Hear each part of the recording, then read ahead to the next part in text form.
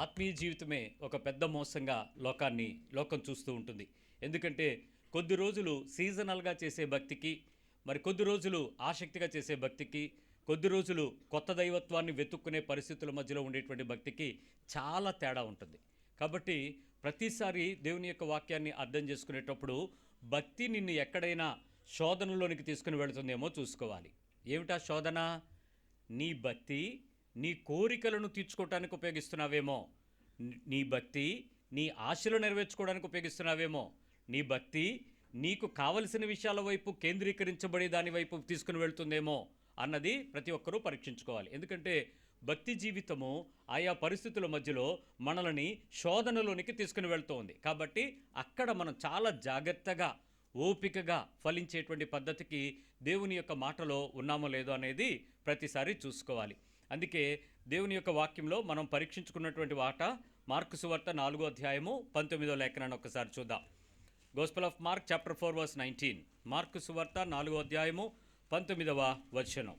ఇతరులు ముండ్ల పొదలలో విత్తబడిన వారు, వీరు వాక్యము విందురు గాని ఐహిక విచారములను. చూడండి, వాక్యము వింటారు, ముండ్ల పొదల్లో పడ్డవాళ్ళు విందురు గాని ఐహిక విచారములను, ఐహిక విచారాలు, ధనమోసమును, డబ్బు సంబంధమైనటువంటి మోసాలు, మరి ఇతరమైన ఆపేక్షలను లోపల చొచ్చి వాక్యమును అణచివేయుట వలన అది నిష్ఫలమగును. వాక్యము ఫలించదు. కానీ వీళ్ళు వాక్యం వింటున్నారా లేదా అంటే ఏం చెప్తుంది బైబిలు? ఇది సరిచేనా? వింటున్నారు, వాళ్ళు దేవుని మందిరంలోకి వస్తున్నారు, దేవునితో ఉంటారు, దేవుని మందిరంలోనే ఉంటారు. కానీ వర్డ్, ఆ విత్తనం సరిగ్గా ఫలించలేదు అనేటువంటి విషయం మనం ఇక్కడ చూస్తున్నాం. అంటే ఏంటి ఈ 3 రకాల ప్రాబ్లమ్స్ మనం చదివినప్పుడు? మొట్టమొదటిది ఐహిక విచారాలు. ఏమి తిందుమా, ఏమి తాగుదుమా, ఏమి ధరించుకుందుమా, ఎక్కడికి వెళ్ళుదుమా, ఏమి దాచుకుందుమా, ఏమి దోచుకుందుమా, ఈ 6 ఐహిక విచారాలు. ఇట్లోంచి బయటకు రావడం దాదాపు అసాధ్యం. అంటే అందరికీ ఉంటుంది, కాకపోతే ఇంక ఫెయిల్ అయిపోతాయి. రెండో విషయం ధనమోహాలు. ఎక్కడ డబ్బులు దొరుకుతాయి, ఏ వ్యాపారం చేస్తే ఎక్కువ డబ్బులు వస్తాయి, ఎక్కడ డబ్బులు నిల్వ చేసుకోవచ్చు, ఏ పెట్టుబడి చేయాలి, ఏ రకమైన వ్యాపారం చేయాలి, ఏది కొందాం, ఎప్పుడు అమ్ముదాం, దానికి కూడా భక్తే. ఐహిక విచారాల తర్వాత ధనమోహాలు. మూడవది ఇతర అపేక్షలు. ఇక్కడ అపేక్ష అనే దానికి చాలా అర్థాలు ఉన్నాయి. చాలా రకాలైనటువంటి విషయాలు భక్తి జీవితంలోకి చొచ్చి వాక్యమును పనిచేయకుండా ఆపుతాయి. చాలా ఆపేక్షలు, మనుషులకు ఉండేటువంటి కోరికలు, మనిషికి ఉండేటువంటి అవసరతలు, మనుషులకు ఉండేటువంటి ఆశలు, మనుషులు ఎదురు చూస్తున్నటువంటి కొన్ని ప్రాధాన్యతలు, ఆపేక్షలు. ఈ ఆపేక్షలు నెమ్మదిగా నేనేం చేస్తాయంటే వాక్యము కన్నా కూడా నువ్వు దేవుని దగ్గరకు వస్తున్న దాని యొక్క కేంద్రం ఏంటి అని అంటే దాని అవుట్పుట్ కావాలి తప్ప వర్డ్ తాలూకా ఫ్రూట్ రాకూడదు. వాక్యము ఫ్రూట్గా రావటమా, నీ భక్తికి ఆన్సర్ రావటమా, అక్కడ కొట్టుకుంటుంది. అది తప్పుగా ఉంటుంది, చూసుకోండి అని చెప్పాడు. కాబట్టి చాలా విషయాలు మనం వివరంగా మాట్లాడుకుంటూ దేవుని యొక్క వాక్యాన్ని తగిన రీతిగా మనం ఫలించే రీతిగా ఉన్నామా లేదా అనేది పరీక్షించుకున్నాం. ఈరోజు కొంచెం పరీక్షలోనికి వెళ్ళిపోదాం. అసలు ఎన్ని సంవత్సరాలు విన్నా ఇదే తిట్లుగా ఉంటుంది. ఏంటి భాష దగ్గరికి వెళ్తే ఏంటి మనం ఫ్రూట్ ఏం రావట్లేదని అట్టే ఉంటుంది. బట్ అసలు పరీక్షించుకుంటే అసలు ఆ ఫ్రూట్ మన దగ్గరికి ఎంతవరకు వచ్చిందో లేదో మనం చూసుకోవడానికి ప్రయత్నించేద్దాం. బైబిల్ చెప్పేటువంటి పద్ధతిని నేను చెప్తాను, వినండి. మత్తయి సువార్త 13వ అధ్యాయంకి రండి. మాథ్యూ 13:22. 13వ అధ్యాయము 22వ వచనం. ముండ్ల పొదలలో విత్తబడిన వారు. అదే వచనాన్ని మత్తయిలో చెప్పినటువంటి ఉపమానం చూద్దాం. ముండ్ల పొదల్లో విత్తనవాడు వాక్యము వినివాడే గాని, చక్కగా వింటాడు గాని ఐహిక విచారమును, ఏంటుంటాయి మళ్ళీ ఐహిక విచారాలు, ధనమోసమును ఆ వాక్యమును అణచివేయును గనుక వాడు నిష్ఫలుడగును. ఇక్కడ క్లారిటీ ఏంటంటే ఫలాలు లేకుండా అయిపోతాడు, నిష్ఫలము, ఫలము ఉపయోగపడదు, ఆ ఫలము ఫలించే స్థితిలో కనబడదు, ఉపయోగించుకోవటానికి ఉపయోగపడని ఫలము నిష్ఫలం, ఇలా అయిపోతారు, జాగ్రత్త అని చెప్పాడు. అదే విషయం లూకా సువార్త 8వ అధ్యాయం 14వ వచనం చూస్తే 3 సువార్తల్లోనూ చూసేద్దాం, అందుకని ఈ వచనం మనకు అర్థమవుతుంది. లూకా సువార్త 8వ అధ్యాయము 14వ వచనం. పడిన విత్తనమును పోలిన వారు ఎవరనగా, ఇక్కడ పోలిక కాబట్టి విత్తనము అనే దాన్ని పోలిన వారు ఎలా ఉంటారంటే విని కాలము గడిచిపోయిన కొలది. ఇక్కడ వినేటప్పుడు ప్రాబ్లం లేదు, వినడం చాలా జాగ్రత్తగానే వింటారు. టైం ప్రొలాంగింగ్స్ అయ్యే కొద్దీ ఈ జీవన సంబంధమైన విచారముల చేతను, ఇక్కడ పట్టుకుందండి, ఈ జీవన సంబంధమైన విచారముల చేతను, ధనభోగముల చేతను అణచివేయబడి. ఏది గెలుస్తుంది ఇక్కడ? జీవన సంబంధమైన విచారాలు, డబ్బులు, అపేక్షలు ఇవి గెలిచి అణచివేయబడి వాక్యాన్ని ఏం చేస్తాయి? పరిపక్వంగా ఫలింప ఆత్మీయ జీవితంలో పరిపక్వంగా ఫలించనివ్వనిది ఏదైనా ఉంది అని అంటే ముళ్ళ పొదల్లో పడుతున్నవి. ఎలాంటి పరిస్థితుల్లో ఫలించనివ్వటం లేదు? ఫలించని జీవితాలు పచ్చగా కనపడి అంజూరపు చెట్టు దగ్గరికి వెళ్ళి వెతికితే ఫ్రూట్ లేకపోతే ఎందుకు నువ్వు ఇక్కడ ఉన్నావనంటే తిరిగి వచ్చేటప్పటికి ఎండిపోయింది అది వేర్లతో సహా. ఆ స్థితి తేకూడదని ప్రభు మనకి వాక్యానుసారమైన ఫలాలు మీరు తెచ్చుకుంటే మీరు చాలా పర్ఫెక్ట్గా ఉంటారు, ఇది నేను మీ నుంచి ఆశిస్తున్నానని ప్రతిసారి చెప్తున్నాడు దేవుడు. ఈ ఫలింపుకి ప్రాబ్లం ఏంటో ఒక మాట చెప్తాను. ఒకసారి రండి మత్తయి సువార్త 5వ అధ్యాయంకి రండి, 30వ వచనంకి రండి. యేసు ప్రభు వారు మొదటి వర్తమానం ప్రారంభించేటప్పుడు కొండ మీద నుంచి వచ్చిన వెంటనే మాట్లాడుతున్నటువంటి ప్రసంగంలో చెప్పిన కొన్ని హెచ్చరికల్లో మొదటి విషయాన్ని చూద్దాం. మత్తయి సువార్త 5వ అధ్యాయం 30వ వచనం. నీ కుడి చెయ్యి నిన్ను అభ్యంతర పరిచిన ఎడలా, అంటే నా బాడీ ఒక చెట్టు అయితే, పచ్చని చెట్టు అయితే, ఒక కట్టె అయితే, దీనిలో నుంచి వచ్చినటువంటి ఒక చెయ్యి నన్ను అభ్యంతరం చేసింది. ఇది తప్పు చేయనివ్వకుండా ఉండనివ్వటం లేదు. ఇది వెళ్ళి ముట్టుకోమంటుంది, ఇది వెళ్ళి పట్టుకోమంటుంది, ఆడిని పీక పిసికే అంటుంది, ఆడిని పొడిచే అంటుంది, ఆడికి తీర్పు తీర్చే అంటుంది, ఏదో చెప్తుంది, ఇది నన్ను అభ్యంతరం పెడుతుంది. అప్పుడు ఏం చేయాలి? నేను దానిని నరికి నీ యొద్ద నుండి పారవేయు. ఇది నేను తీసేసుకోవాలి. ఓకే, అదే విషయాలు 2-3 విషయాల్లో లూకా సువార్త 8వ అధ్యాయంలో 14-15 వచనాల్లో ఇంకొంచెం క్లారిటీ ఉంది. ఇక్కడ కన్నే కాదు, ఇంకో మాట కూడా ఉంది ఇక్కడ మత్తయి సువార్తలో. నీ కుడి చెయ్యి నిన్ను అభ్యంతరం పెడితే తీసే, దేహం అంతటికి అవయవంలో ఒకటి నశించుట నీకు ఇష్టమే కదా అని చెప్తూ ఇప్పుడు ఇక్కడికి రండి. లూకా సువార్త 8వ అధ్యాయం 14వ వచనంలో, Luke 8:14. ముండ్ల పొదలలో పడిన విత్తనమును పోలిన వారు ఎవరన్నా? అరే తల్లి, మాథ్యూ 18 రా, మత్తయి సువార్త 18వ అధ్యాయం. ఒకే విషయాన్ని 2 చోట్ల 2 విధాలుగా మాట్లాడాడు ప్రభు. 18:8 మాథ్యూ 18:8. కాగా నీ చెయ్యి అయినను నీ పాదమైనను నిన్ను అభ్యంతర పరిచిన ఎడల, ఇక్కడ చేత్తో పాటు ఇంకోటి కూడా ఉంది. ఏంటి? పాదము, కాలు. నీ చెయ్యి అయినా పాదమైనా గనక నిన్ను అభ్యంతర పెడితే దానిని నరికి నీ యొద్ద నుండి పారవేయము. దాన్ని మడిచి అనలే, నరికి. కఠినమైన పదం కదా, నరకడం, చంపడం, పేకడం, తీసేయటం, పెరికేయటం, ఇలాంటి పదాలు బైబిల్లో కఠినంగా ఉండే విషయాలను వాడాడు.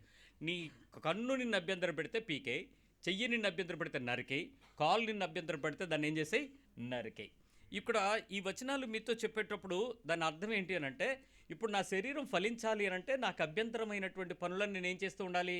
తీసేయాలి. ఇప్పుడు కన్ను తీసేసాం, ఒక కన్ను తీసేస్తాం, ఆల్రెడీ అభ్యంతరం పెట్టేటప్పుడు 2 కళ్ళు ఉన్నాయి, కుడి కన్ను అన్నాడు. అంటే ఒకటి మంచిగా ఆలోచించి ఇంకోటి చెడుగా ఉంటుందా కన్ను? Is it one I look straight and right and another I look wrong and something filthy? ఇప్పుడు చేతుల్లో ఒకటి మంచి చేసి ఇంకోటి చెడు చేయొచ్చు, తప్పలేదు. ఒక చేత్తో మంచి చేస్తూ ఇంకో చేతితో చెడు చేయొచ్చు. కళ్ళు 2 కలిసి పనిచేస్తాయే, కానీ ఒక కన్ను అన్నాడు. అంటే ఒకటి తేడాగా ఉన్నా ఆ తేడా తీసేసుకో, మంచిదాన్ని ఉంచుకో అన్నాడు. సో ఇప్పుడు నేను ప్రాబ్లం వస్తున్నటువంటి ఒక్కొక్క అవయవాన్ని పీక్కుంటూ వెళ్ళిపోయాను అనుకోండి. ఇప్పుడు నా నోరు అభ్యంతరం పెడితే ఏం చేయాలి చెప్పండి? ఏదో ఒకటి చెయ్యాలి కదా. అభ్యంతరం పెట్టిన ప్రతిదాన్ని నేను చేయాల్సిన రూళ్ళు, నియమము అందరికీ కామన్ నియమమే కదా. ఇప్పుడు నా నాలుగు అభ్యంతరం పెడుతుంది, ఏం చేయాలి? దాన్ని కత్తిరించేయాలి. ఇప్పుడు నా అవయవాలన్నీ అభ్యంతరం పెట్టకుండా ఉన్నోళ్ళు ఎవరైనా ఉన్నారా? నేను ఒక సాధువుని కలిశాను ఒకసారి, కాశీ నుంచి వస్తూ ఉంటే ఒక సాధువు చాలా తేజస్సుతో మొహం వెలిగిపోతూ ఉంది. ఆయన దగ్గరికి వెళ్ళి, గురుగారు ప్రణామంలో అన్నాను. వెంటనే ఆయన కళ్ళు తెరిచి, భక్త ఏం కావాలన్నాడు. జ్ఞానం కావాలన్నాను. నాకు లేదు, నాకు నీ దగ్గర ఉంది, నీ ముఖం చూస్తే వచ్చేస్తూ ఉంది. సో ఏమిటి సంగతి అని అంటే ఆయన ఒక మాట అన్నాడు, ఈ దేహము ఉండంగా ఈ లోకపు శ్రమ, ఈ లోకపు పరిస్థితి, ఈ లోకపు ఇబ్బంది ఏదైతే ఉందో వాటిని సంసార బంధాలు అని అంటారు. వాటిని వదిలితే తప్ప నీకు జ్ఞానం రాదన్నాడు. ఇప్పుడు ఆయన అన్నాడు, మీకు పూర్తిగా లభించిందా అని అడిగాను. ఇంకా రాలేదన్నాడు. ఏమిటి సంగతి అంటే, ఈ దేహం ఉందిగా నాకు, ఈ దేహంతో చాలా అటాచ్మెంట్స్ ఉన్నాయి. అంటే ఇప్పుడు మీరు ఎక్కడికి ప్రయాణం అవుతున్నారంటే, 30 సంవత్సరాలు అయింది నాయన, నేను ఉత్తరకాశీకి వచ్చి మఠంలో చేరి శరీరాన్ని చంపేసుకున్నాను, ఇప్పుడు మా కుటుంబాన్ని చూద్దామని ఆశ పుట్టిందన్నాడు. జ్ఞానం ఉన్నట్టా లేనట్ట ఆయనకి? 30 సంవత్సరాలు కఠోర దీక్షతో బ్రహ్మచర్యాన్ని, ముసలి బ్రహ్మచర్యాన్ని పాటించి ఇప్పుడు ఇంటిని చూద్దామని మమకారం వచ్చేసింది ఆయనకి. అన్నాడు. నేను లేచి వెళ్ళిపోతాను. ఏమి దాని వెళ్ళిపోతున్నాను, నీ దగ్గర లేదని నాకు అర్థమైందని. ఏంటి, నాకు కావాల్సిన జ్ఞానం ఆయన దగ్గర లేదు. అతడు అన్నిటినీ వదులుకున్నవాడుగా నాకు ఏదైనా ఉపదేశిస్తాడనంటే మళ్ళీ కుటుంబాన్ని పట్టుకుంటున్నాడు వెళ్ళి 30 ఏళ్ల తర్వాత. సో ఒక వ్యక్తి జీవితంలో ఏదైనా ఐహిక విచారాలు నిన్ను అభ్యంతర పెట్టకుండా ఉండాలి అని అంటే చాలా కష్టం కదా. ఇప్పుడు చెప్పండి, ఒక్కొక్కటి పీక్కుని వెళ్ళిపోతే లాస్ట్కి నీ శరీరంలో ఏం పార్ట్లు ఉంటాయి? కాళ్ళు లేనోడు చూడండి ఎలా కనపడతాడు లంగడా, చేయలేనోడు ఎలా కనపడతాడు హ్యాండిక్యాప్, కన్ను లేనోడు ఎలా కనపడతాడు నీకు. ఇంకా ఆ లెక్కన మన శరీరంలో సంఘంలో చూసేటోడికి అందరూ ఎలాంటి వాళ్ళు? హ్యాండిక్యాపే. మొత్తం చూసినా బయటకంతా ఉంటుంది, లోపలంతా లొట్ట సొట్ట అన్నీ పోయినట్టే. కానీ దీని రూట్ కాజ్ ఒకటి ఉందర్రా, వీటిని కేంద్రం ఒక చోట ఉంది. మనం వెళ్ళి అక్కడ సరి చేస్తే మత్తయి సువార్త 15వ అధ్యాయం 18-19 వచనాల్లో ఉంది చూడండి, రూట్ కాజ్ చెప్పాడు ఆయన. Matthew 18 is a wonderful chapter. Matthew 15కి రండి ఒకసారి. నోట నుండి బయటకు వచ్చినవి హృదయంలో నుండి వచ్చును. ఎక్కడి నుంచి? హృదయంలో నుంచి వచ్చును. ఇవే మనుష్యుని అపవిత్ర పరుచును. అసలు నిన్ను పాడు చేసేదంతా ఎక్కడుందంటే నోరు లేదు, కన్ను కాదు, కాలు కాదు, నీ పార్ట్ కాదు. ఏంటి ఆ ప్రాబ్లం ఎక్కడుంది? రూట్ కాజ్ ఎక్కడుంది? నీ హార్ట్. నీ హార్ట్ ప్రాబ్లంలో ఉంది. సో ఇప్పుడు మనం సరి చేసుకోవాలంటే ఎక్కడ సరి చేసుకోవాలి? ఇప్పుడు వీటన్నిటిని పీక్కోవడం బదులు, వీటన్నిటిని నరుక్కోవడం బదులు, వీటన్నిటిని సాల్వ్ చేయడానికి కేంద్రం ఎక్కడైతే ఉందో దాన్ని బాగు చేస్తే ఎలా ఉంటుంది? దాన్ని రిపేర్ చేస్తే, దాన్ని పాలిష్ చేసేస్తే, దాన్ని కావలసినట్టుగా దేవుడు కోరుకుంటున్నట్లుగా వాక్యాన్ని తీసుకెళ్ళి దానిలో రూట్ చేస్తే, విత్తనం సరిగ్గా అక్కడ మంచి నేలన మంచి హృదయంలో గనక పాతితే అక్కడ నుంచి వచ్చే ఫ్రూట్ డెఫినెట్గా నువ్వు ఎదురు చూస్తున్న దానికన్నా దేవుడు ఎదురు చూసేదే వస్తుంది. అంటే నీ అవయవాలను సాధు చేయడానికి నువ్వు యోగా చేస్తావో, మెడిటేషన్ చేస్తావో, లేకపోతే ఇంకోటి ఏదో ప్రాక్టీస్ చేస్తావో తెలియదు, కానీ దానివల్ల బెనిఫిట్ అయితే రాదు. కానీ హార్ట్ని గనక సరి చేసుకోగలిగితే, హృదయాన్ని గనక సరిదిద్దగలిగితే, హృదయంలో గనక సరియైన వాక్యమును గనక నువ్వు చేర్చగలిగితే ఖచ్చితంగా నీ జీవితంలో కావాల్సినటువంటి దేవుడు ఆశించినటువంటి ఫ్రూట్ మన దగ్గర వచ్చేస్తుందని చెప్తున్నాడు. అందుకే 2వ పేతురు పత్రికలో 1వ అధ్యాయంలో 19వ వచనంలో దాని లింక్ అక్కడ పెట్టాడు. 2 Peter chapter 1 verse 19, 19వ వచనం. మరియు ఇంతకంటే స్థిరమైన ప్రవచన వాక్యము మనకున్నది. ఏముంది? వాక్యము మనకున్నది. తెల్లవారి వేకువ చుక్క మీ హృదయములలో ఉదయించు వరకు ఆ వాక్యము చీకటి గల చోటన వెలుగిచ్చు దీపమైనట్టున్నది. ఏంటి వెలుగిచ్చు దీపం? ఏంటి? వాక్యము. ఎక్కడ? చీకటి కలిగిన చోట. వేకువ చుక్క తెల్లవారుజాము వస్తుంది అనంటే ఒక రోజు ఒక రాత్రి ఎంతైతే దీర్ఘంగా ఉంటుందో ఆ వేకువ చుక్క వచ్చే టైం అంటే మీరు చూసినప్పుడు పగటి పొద్దు తక్కువ, రాత్రి పొద్దు ఎక్కువ. ఈ టైము వేకువ చుక్కలు కనపడేది ఈ టైమే. వింటర్ టైం మన శీతాకాలపు శీతోష్ణ స్థితిలో ఆ లాంగ్ నైట్ ఆ వెలుగు చుక్క సడన్గా నీకు కనపడేటప్పటికి అమ్మయ్యా అన్నట్టుంటుంది. అంటే నీ హృదయంలో వాక్యము అలాగ దీర్ఘకాలము ప్రయాణించి ప్రకాశించేటట్లుగా లోనికి చేరితే ఆటోమేటిక్గా దాని ఫ్రూట్ ఏమవుద్ది? బయటకు వచ్చేది పర్ఫెక్ట్ అయిపోతావు. నీ శరీరాన్ని ఇప్పటి వరకు ఫలింప చేయకుండా ఏదైనా ఉంచింది అని అంటే విత్తనం సరైన ప్లేస్లో విత్తుకోకుండా చెవుల్లోకి విత్తుకున్నారు, చెవులకు బాగా విత్తుకుంటున్నారు, ఇంకా అయితే పుస్తకాల్లోకి రాసుకుంటున్నారు, ఇంకా అయితే హైలైట్ పెన్లో పెట్టుకుని బైబిల్ గిద్దుతున్నారు. కానీ వాక్యానుసారమైనటువంటి ఫలింపు రాని నిష్ఫలమైనటువంటి సంఘాలు కోట్ల కొలది, వేల కొలది, లక్షల కొలది ఉన్నాయి. ఇవి నిష్ఫలము, ఫ్రూట్ లేదు. But they are Christians. They will be treated as a Christianity. కానీ వాళ్ళు దేవుని యొక్క ప్రమాణంలో చూస్తే వాక్యము వాళ్ళ హృదయంలో ఏమాత్రము కూడా లేదని చెప్పాలి. ఒక్కసారి నిజమైనటువంటి వాక్యము పనిచేసినటువంటి హృదయాలు ఎలా ఉన్నాయో ఒకసారి చూపిస్తాను చూడండి. అపోస్తుల కార్యాలు 2వ అధ్యాయము, యాక్ట్స్ 2:46 and 47, 46, 47. అపోస్తుల కార్యాల గ్రంథము 2వ అధ్యాయము 46, 47 లేఖనం చూస్తాం. మరియు వారేక మనస్కులై, దేవుని వాక్యము వినిన తరువాత చదివినటువంటి సంఘంలో ఏం జరిగిందో చూద్దాం. వారు ఏక మనస్కులై ప్రతిదినము దేవాలయములో తప్పక కూడుకొనుచు, ప్రతిదినము దేవాలయంలో తప్పక కూడుకొనుచు, ఇంటింటా రొట్టె విరుచుచు, ప్రతి ఇంటిలో వారు సమూహంగా ఏర్పడి రొట్టె విరుచుచు, దేవుని స్తుతించుచు, దేవునిని మహిమపరచటమే వాళ్ళ ముఖ్య ధ్యేయంగా స్తుతిస్తూ, ప్రజలందరి వలన దయ పొందిన వారై, వాళ్ళు చూడండి ప్రజలందరి వలన దయ పొందిన వారే. క్రైస్తవులుగా వారు జనసంఖ్య పెరుగుతూ ఉంటే, క్రీస్తుని ఆరాధించే వారిగా సమూహం పెరుగుతూ ఉంటే ప్రజలందరి వలన వారి వల్ల ఏం కలిగిందంట? ఏంటండి మీరు నిజంగా మీరు కాబట్టి అబ్బా ఎంత చక్కటి గుంపు అండి, ఎంత చక్కటి మందండి, ఎంత చక్కటి ఫెలోషిప్ అండి మీదని ప్రజలందరి దయ పొందుకుంటూ వారు ఆనందముతోను వాళ్ళు ఎలా ఉన్నారంట? ఆనందంగా ఉన్నారంట. రెండు, నిష్కపటమైన హృదయముతోను, అసలు వాళ్ళ హృదయాల్లో కపటం లేదంట. నిష్కపటమైన హృదయంతోను ఆహారము పుచ్చుకొనుచు ఉండిరి. ఎలా ఉన్నారు ఒకసారి చెప్పండి. ఆనందముతోను, మొదటిది ఆనందంగా ఉన్నారు, నిష్కపటంగా ఉన్నారు, ఆహారమును నిష్కపటమైన హృదయంతో ఆహారం పుచ్చుకుంటున్నారు. మీరు ఆనందంగా ఉన్నారా? మీరందరూ ఆనందంగా ఉన్నారా? వాళ్ళు వాక్యం కోసం సమాజంలో కూడుకున్నారు, రొట్టె విరుస్తున్నారు, ప్రతి ఇంట దేవుని స్తుతిస్తున్నారు. వాళ్ళల్లో ఒక రకమైన తెలియని ఆనందం ఉంది. ఆనందం చూసేటప్పుడు మిగిలిన వాళ్ళందరికీ వీళ్ళని చూసి దయపట్టింది, దయగలిగింది. ఎక్కడికి వెళ్తున్నామమ్మా అని ఒక ఆవిడ అడిగితే చర్చికి వెళ్తున్నాను అందంట. ఇక్కడికి వస్తున్నప్పుడు ఆ టర్నింగ్లో చర్చికి వెళ్తున్నానంటే, ఇక్కడ చర్చిలు ఎక్కడ ఉన్నాయి, ఇక్కడ చర్చిలు లేరు కదా అని అంటే, అదిగో ఆ పొళ్ళు పీకుతారు కదా దాని కింద ఉంది అదే అక్కడ అన్నారంట. అంటే ఇది డెంటల్ హాస్పిటల్ పైన ఉంది కదా, అందుకని ఓహో అక్కడకా, ఎవరు ఏంటి అని ఆవిడ వివరాలు అడుగుతుందంట. అమ్మ సాతాన్లాగా నాకు ఎదురుపడి నన్ను దేవుని కాడికి వెళ్ళనివ్వా అని అడిగిందంట ఈవిడ, మన చర్చికి వచ్చిన ఆవిడ. ఎవరిని? నువ్వు ఎక్కడికి వెళ్తున్నావు అని అడిగిన ఆవిడ్ని నేను దేవుని దగ్గరికి వెళ్తున్నాను అని చెప్పిన తర్వాత ఎవరు ఎప్పుడు వచ్చారు, ఎప్పుడు పెడుతున్నారు, ఏంటి ఎప్పుడు మాకు కనపడరు. ఇక్కడ చర్చ అనగానే పొద్దున్నే కదండి అందరికి ఉండేది, ఇక్కడ మన రాత్రి కదా చీకటి సమూహం. కాబట్టి వాళ్ళకి డౌట్ వచ్చి ఆవిడేదో అడుగుతూ ఉంటే ఈవిడ ఎప్పుడైతే చెప్పిందో సాతాన్లా గంటాడికి ఆవిడదంటే పొళ్ళు రాలిపోతాయి అన్న. మరి అవతల దాన్ని సాతాన్ అంటే ఊరుకుంటుందా? పొళ్ళు రాలిపోతాయి, మర్యాదగా మాట్లాడండి. ఏటే రాలిపోయేది అనేసి జుట్టు మీద చేసింది మన భక్తిపర్రాలు వేసింది. ఇప్పుడు ఆ ఇద్దరికి గొడవ అవుతుంటే ఆ పక్కన డ్రైవర్లు వచ్చి విడదీశారు. విడదీసి ఆవిడకి ఏదో బుద్ధి చెప్పారు. ఆవిడతో ఒకటే అన్నారట, ఏమ్మా ఆవిడని నువ్వు సాతాన్ అన్నావు, ఆవిడ నిన్ను తిట్టింది, నీకు కోపం వచ్చింది, మీరు ఆ మేడ మీదకి వెళ్ళి ఇదే నేర్చుకుంటారు అన్నాడట. ఈవిడందంట ఎక్కువ మాట్లాడంటే నిన్ను కూడా తొంతానందట ఆటో ఆయన్ని అని అన్నాడట. వదిలేయే అదే నేర్చుకుంటారు వెళ్ళు, పో వెళ్ళు అన్నారట. ఆవిడ పరిగెత్తుకుంటూ చర్చిలోకి వచ్చేసింది. దేవునికి స్తోత్రం. మందిరంలో వాక్యం వినే టైంకి వచ్చేసింది. ఇప్పుడు ఏమనాలి? ఆమె ఆనందంగా ఉందా అని అడిగితే ఏం చెప్తాం?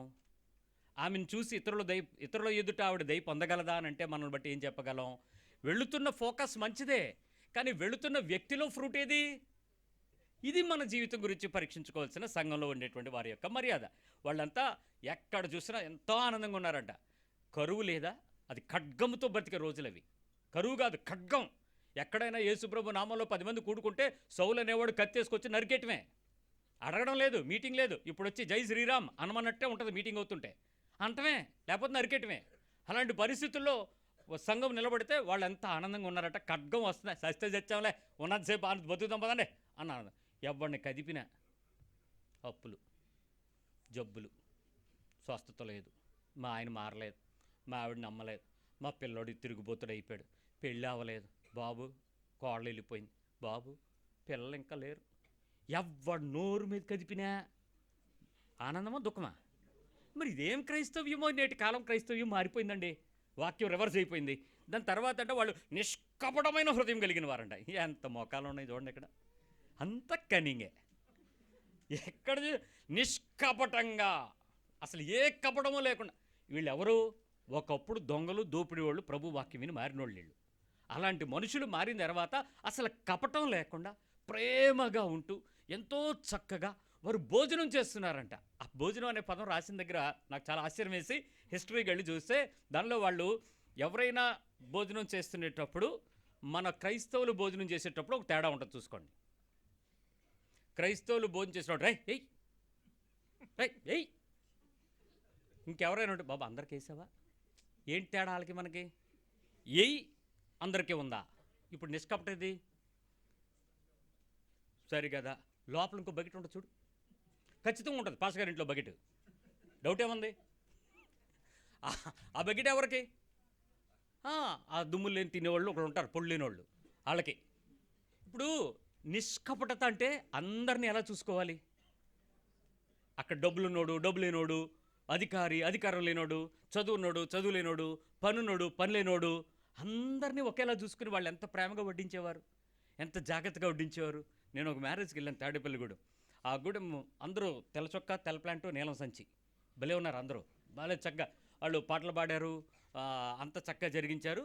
అయిపోయింది. నేను వచ్చి మ్యారేజ్ అయిపోయింది, కిందకు వచ్చినప్పుడు పాస్ గారు అయ్యగారు రండి రండి రండి. ఏంటి రమ్మంటున్నారు వీళ్ళని, దగ్గరికి వెళ్ళాను. వెళ్ళేటోడికి 6 బెంచీలు సపరేట్గా వేశారు, ఇటు 3 అటు 3 బకెట్లన్నీ ఒక అడ్డంగా పెట్టి దాని మీద అన్నీ పెట్టారు. ఇవి మన కోసం ఏర్పాటు చేసామన్నాడు. మనమంటే ఎవరన్నా సావుకులు అన్నాడు. వీళ్ళకి సపరేట్ ఎందుకు అన్నాడు. అంటే వాళ్ళందరూ వేరే తింటారు బ్రదర్, మనం ఇక్కడ సపరేట్, రండి రండి రండి రండి మీరు ఇక్కడ కూర్చోండి అన్నాడు. నేను ఇంజెక్షన్ చేసుకుని వస్తాను ఉండాను. వెళ్ళిపోయి అందరూ అక్కడ బఫే తింటే వెళ్ళి వాళ్ళ లైన్లో నుంచుంటే, నేను అతిథిని కాబట్టి, ఆ మ్యారేజ్ రిజిస్టర్ని కాబట్టి, నేను రాకుండా వాళ్ళు తినలేరు కాబట్టి వాళ్ళందరూ ప్లేట్లో వడ్డించుకుని చూస్తున్నారు ఆలివ్ గ్రీన్ గారేరని. మనం ఆల్రెడీ తినేటు సగం అయిపోయింది, సాంబార్లోకి వెళ్ళిపోయాం. వీళ్ళు వచ్చాడు, మీకోసం అక్కడ చూస్తుంటే మీరు ఇక్కడ తిన్నారంటే అన్నాడు. ఎందుకు అక్కడ చూస్తున్నారు అంటే మనం ప్రత్యేకంగా ఉంది. శాస్త్రులు పరిచయులు విందుల్లో అగ్రస్థానం కోరుకుంటారు, వారు ప్రత్యేకంగా కోరుకుంటారని బైబిల్ చెప్పింది, నువ్వు చదవలేదా అన్నారంటే. అంటే సేవకులు ప్రత్యేకంగా పెట్టాలి కదా. బైబిల్ ఏం చెప్పింది? నిష్కపటమైన హృదయం కలిగి ఉండేటప్పుడు నీ బకెట్ ఆడి బకెట్ సపరేట్లు అవ్వకూడదు, అది నేర్చుకో. ఇదేం పద్ధతి? ఇంత తెల్లగొడ్లు బయట ఉండి లోపల హృదయం ఎర్రగా మారిపోయి నల్లగా మారిపోతే ప్రభు ఏమంటాడు నిన్ను? సిగ్గులేదు నీకు అంటే ఆ శ్రేష్టమైన పదార్థాలు ఆతిథ్యం ఇవ్వాలి కదా. వాక్యం కదా, ఏదో ఒక వాక్యం ఎత్తిపెట్టేస్తాడు. ఆ వాక్యం చెప్తాడు, నాకు తెలీదా, నేను పాస్టర్ని కాదా, నేను బైబిల్ చదవనా? వాక్యం శ్రేష్టమైన పదార్థాలు ఆతిథ్యం ఇవ్వమని లేదంటే అది నీ ఇంటికి వచ్చినప్పుడు, వీధిలో కాదు. ఒక దైవ సేవకుడు నీ ఇంటికి వస్తే నీ ఇంట్లో శ్రేష్టమైన పదార్థాలు ఆతిథ్యమి, నీ ఇంటికి పిలిచి మనన చేయి. అంతేగాని వీధిలో చేసే కార్యక్రమానికి శ్రేష్టమైన పదార్థాలు అని చెప్పి బకెట్లు సపరేట్ చేయటం నిష్కపటత, అది కపటత. ఏం మనిషివే నువ్వు, వాక్యాన్ని అడ్డం తిప్పి మాట్లాడుతున్నావు అన్నాడు. అంటే ఇప్పుడే వస్తాను సార్ అని నిలబడి అది తినడం మొదలుకున్నారు, తగులుకున్నారు. సిగ్గురాదు, ఇది కపటం. బోధకుడికే కపటం ఉంటే విశ్వాసి ఫలం ఎలా వస్తుంది? ఎంత మోసంలో ఉంది భక్తి. ఇది ఒకటి కాదు నేను చెప్పేది, నిష్కపటమైన హృదయంతో ఉన్నారట. చూడండి అక్కడ 4వ అధ్యాయం 32వ వచనంలో అపోస్తలులు 4:32, విశ్వసించిన వారందరూ, యేసు ప్రభువుని విశ్వసించిన వారు, యేసేనా రక్షకుడని ఒప్పుకున్న వారందరూ ఏక హృదయం. అందరికీ హార్ట్ ఒకటిగా మారిపోయిందంట. హార్ట్ మారింది, ఏక హృదయము, ఏక ఆత్మ గలవారయ్యుండిరి. ఎవ్వడును తనకు కలిగిన వాటిలో ఏదియు తనదని అనుకొనలేదు, వారికి కలిగినదంతయు వారికి సమిష్టిగా ఉండెను. ఇంకా చాలా ఉన్నాయండి, చదివితే బాధ వస్తుంది. అపోస్తుల కార్యాలు కదా, అయిపోయింది అనుకుంటున్నారు చాలా మంది. ఇది అప్పటి కాలం అంటున్నారు. ఇది ఎప్పటి కాలానికి సూచన? యేసు ప్రభు రాకమునుపు సువార్తలు, యేసు ప్రభు వచ్చి మరణించి తిరిగి లేచి సంఘము కట్టబడిన తర్వాత ప్రారంభ శకం. బట్ నేటికి నడిచేది ఇదే. ఎలా ఉండాలంటే ఇక్కడ వాళ్ళందరూ ఎలా ఉన్నారంట? ఏక హృదయము, ఏక ఆత్మ. ఇక్కడ ఉందా అందరికీ ఏక హృదయం ఉందా? అందరూ ఒకే హృదయంలో ఉన్నారా? ఇక్కడే కూర్చునేటప్పుడు వాళ్ళెందుకు పక్కన కూర్చోబెట్టావు, దూరం పెట్టు, వాళ్ళు మన పక్కన కూర్చోకూడదు, దూరం కుర్చీ కొట్టేసి బైబిల్ పెట్టి అక్కడ బైబిల్ పెట్టే మన వాళ్ళు వస్తారు. స్తోత్రం, హల్లెలూయా. ఏం హృదయం ఇది? కల్తీ, కపట హృదయులారా. ఒకటి కాదండి నేను చెప్పడం ప్రారంభిస్తే, ఇది బైబిల్ జీవితం. ఇది నా జీవితానికి ఇవ్వబడినటువంటి ముఖ్యమైన సూత్రం. ఇక్కడే నా హృదయంలో ఏక మనస్సును కలిగించలేకపోతే, సమాజంలో కూడుకున్న తర్వాత ఏక హృదయానికి నేను రాకపోతే, నా సహోదరుని నేను ప్రేమించలేకపోతే, ఒకే ఇంట్లో అత్తాకోడళ్ళు ఏంటో చర్చకొచ్చేది ఒకలా ఉంటారు, ఫేసులు మారిపోతుంటాయి. తోడుకోడళ్ళు, ఆడపడుచులు, అన్నదమ్ములు. ఏంటి ఈ కల్తీ క్రైస్తవ్యం? ఏంటి, ఎందుకు బతుకుతుంది? ఫలము లేని నిష్ఫలమైనటువంటి సమాజం. ఫలాలు లేవు, ఫలము రానివ్వము, ఏక మనసు కలిగి ఉండము, ఏక హృదయము ఒప్పుకోం. వాళ్ళు ఎలా ఉన్నారు, మనం ఎలా ఉండాలి, ఇంత ఖచ్చితంగా దాని విషయంలో చెప్తా ఉంది. 7వ అధ్యాయం 51వ వచనం, యాక్ట్ 7:51. ముష్కరులారా, హృదయములను చెవులను దేవుని వాక్యమునకు లోపరచనొల్లని వారలారా. ఇంత గట్టి మాట్లాడాడండి ఈయనకి దమ్ముందేమో, మనకది లేదేమో. ముష్కరులారా, మూర్ఖులారా, హృదయములను చెవులను దేవుని వాక్యమునకు లోపరచనొల్లని వారలారా. మీరేం చేస్తారో తెలుసా? పరిశుద్ధాత్మను ఎదిరిస్తారో. మీరు చెవులు దేవునికి లోపరచరు, హృదయాన్ని సిద్ధపరచరు. సో ఇప్పుడు రిపేర్ చేయాల్సింది ఎక్కడ? హృదయం రిపేర్ అవ్వాలి. నీ సాక్ష్యం సంఘంలో పుస్తకాలు పబ్లిసిటీ అయ్యేలాగా కాదు, వీడియోలు పబ్లిసిటీ అయ్యేలాగా కాదు. మా అయ్యగారు, మా సంఘం కాదు ఇక్కడ గొప్ప అవ్వాల్సింది. మీ మినిస్ట్రీ కాదు, మన పరిచర్యలు కాదు, మన వాక్యాలు కాదు ప్రసిద్ధ అవ్వాల్సింది. మన వాక్యము ఫలించిన హృదయాలు ప్రసిద్ధపరచబడాలి. మన హృదయము ఏ మాటతో నింపబడిందో, మన చెవులలోకి ఏ వాక్యము చొచ్చబడిందో దాని యొక్క ఫలితము మనం కనపరచగలగాలి. అది క్రైస్తవ్యం ప్రభు కోరుకుంటున్నది. ఇది లేకుండా మన జీవితంలో మనం ఎంత అవుట్పుట్ క్రిస్టియానిటీ, మన ఇల్లంతా దేవుని వాక్యాలతో నింపేసినా అదొక నిష్ఫలమైనటువంటి క్రైస్తవ గృహం మనకి చెప్పడంలో ఏమాత్రం సందేహం లేదు. కాబట్టి మూర్ఖులైనటువంటి వారిలాగా మారుతున్నామా, ముష్కరులాగా మారిపోతున్నామా? క్రైస్తవ్యంలో విని విని విని విని కూడా ఒక రకమైన మోసం జరుగుద్దండి. మరి నేను చదువుకున్నది ఎలక్ట్రికల్ ఇంజనీరింగ్. ఇక్కడ చదువుకున్న వాళ్ళు ఎవరైనా ఎలక్ట్రికల్ ఇంజనీరింగ్ వాళ్ళు ఉంటే మీ డిపార్ట్మెంట్లో మీరు జాయిన్ అయిన వెంటనే ఫస్ట్ ఒక మాట వినపడద్ది, శాడిస్ట్లు ఎవర్రా అని అంటే హోల్ ఇంజనీరింగ్ కాలేజీకి ఎలక్ట్రికల్ డిపార్ట్మెంట్ శాడిజం డిపార్ట్మెంట్. అది ఎందుకో తెలియదు, ఆ పేరు ఫస్ట్ నుంచి వచ్చేది. మమ్మల్ని శాడిస్టులు అనేవారు. ఏంటి అనంటే ఈ కరెంటుకి సంబంధించిన సూత్రాలు, ఈ కరెంటుకి సంబంధించిన సబ్జెక్టు, మీకు మెకానికల్ వాళ్ళకి ఈటెక్ అని ఒకటి ఉంటుంది, ఒక సబ్జెక్ట్ ఎంటాడేస్తుంది, మిమ్మల్ని పాస్ అవనివ్వదు. అదొక తలనొప్పి సబ్జెక్టు. ఈ ఈసీ వాళ్ళకి వీళ్ళందరికీ ఈటెక్ పెద్ద హెడ్ఏక్ టెక్. ఈ ఎలక్ట్రికల్ వాడు 4 సంవత్సరాలు అదే చదువుతాడు. మరి ఎలా ఉంటాడు? డిపార్ట్మెంట్ హెడ్లో అలాగే ఉంటారు, ప్రొఫెసర్లు అలాగే ఉంటారు, అందరూ శాడిజం లాగే ఉంటారు. మాకు అర్థమయ్యేది, అందరూ అనేవారు ఈడే శాడిస్ట్ వాళ్ళరా అని. ఊరుకుంటారా, మేము బాగానే ఉండేవాళ్ళం అనేవాళ్ళం. కానీ ఆ డిప్లొమా డిగ్రీలు కంప్లీట్ అయిపోయేటప్పటికి చాలామంది ఉద్యోగంలోకి వెళ్తే కూడా అందరూ అలాగే ఉండేవారు. ఈ డిపార్ట్మెంట్ అలాంటిదేమో. కరెంటు ఇక్కడ దేవుని యొక్క వాక్యాన్ని అర్థమైన తర్వాత, క్రైస్తవ విశ్వాస జీవితంలోకి వచ్చిన తర్వాత క్రైస్తవులందరూ ఇలాంటి వాళ్ళనే ముద్ర కూడా అలాగే వచ్చిందేమో. ఎలాగా? ఈ ఏక మనసు, ఏక హృదయము, నిష్కపటమైనటువంటి ప్రేమ కలిగిన వారే, ఇలాంటి లక్షణాలన్నీ పోయి కరుడు కట్టేసి ఉంటాం మనం క్రైస్తవ్యంతో. ఎక్కువ సంవత్సరాలు క్రైస్తవ్యం మనం ఇలాంటి శాడిజాన్ని నేర్పిస్తుందేమో. చూసుకోండి ఎంత సున్నితంగా మారాలో, ఎంత ఫలాలు కలిగి ఉండాలో, ప్రభువు ఆకలి తీర్చగలగడానికి ఎంత అందుబాటులోకి మారాలో. అది జరగని, అది మారని మనం ఆత్మీయ స్థితి నిజంగా గొడ్రాలుతనమే. ఎండిపోయిందో చెట్టు అంటే పెద్ద చెప్పడానికి ఏమీ విచిత్రమైన విషయాలు ఏం లేవు. సరే, ఒక చిన్న పరీక్షకి వెళ్దాం. మనం సమయాన్ని బట్టి కొన్ని పరీక్షలు తీసుకోవడానికి ప్రయత్నం చేద్దాం. సో మన ముందున్నటువంటి ఒక అరగంటలో కొన్ని మాటలు. ఏమండి, మీలో మొదటి ప్రశ్న అడుగుతున్నాను. నీలో లోపల మార్పు, బయట మార్పు కనబడుతుందా? ఫస్ట్, అంతరంగంలోనూ బాహ్యంగానూ నీ జీవితంలో మార్పు కనపడిందా? ఎవరికి కనపడింది? నీకే కనపడితే మోసం. నీ అద్దంలో నువ్వు చూసుకుంటే నీకు ఎప్పుడు బాగానే కనపడతావు, మోసం. కానీ నిన్ను చూసిన వాడికి నీలో అంతరంగ మార్పు, బాహ్య మార్పు కనబడిందా? మొదటి ప్రశ్న. ఫ్రూట్ వచ్చిందా లేదా తెలిపొద్ది. లోపల మార్పు తెలియాలి, బయట మార్పు తెలియాలి. తెలుస్తుందా? మీ మార్పు, లోపల మార్పు, బయట మార్పు ఇతరులు చూడగలుగుతున్నారా? ఇంతకు మునుపు నోరేసుకుని పడిపోయేదాను, ఏటమ్మ ఎంత సైలెంట్గా ఉన్నావు, అది బయట మార్పు. ఈ మధ్య మా ఆయన్ని ఒక్కడిని చూసుకుంటున్నాలే, మిమ్మల్ని వదిలేసానందంట, అదే మార్పు.